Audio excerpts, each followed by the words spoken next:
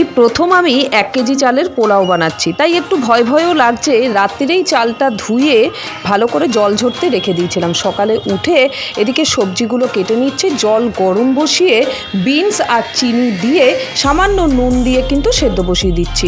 বিন ভেজে নিলে কিন্তু আবার চুপসে যায়। এদিকে আদা পেস্ট করে নিয়েছি শিলের পাটায়। এবার দেখো চালটা সুন্দর জল ঝরে কিন্তু শুকিয়ে গেছে। এবার হলুদ, আদা বাটা আর একটু ঘি দিয়ে একদম ঝুরঝুরে চাল খুব ভালো করে মেখে নিয়েছি।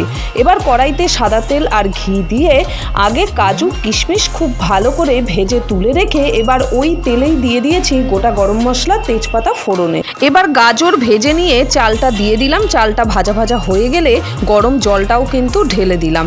জলটা কিন্তু চালের ডবল, অর্থাৎ 1 কাপ চাল হলে 2 কাপ জল কিন্তু লাগে। এবার সুন্দরভাবে সেদ্ধ হয়ে গেছে, তৈরি হয়ে গেছে বাসন্তী পোলাও। ভয় পেলেও ভালোই হয়েছে। সাবস্ক্রাইব।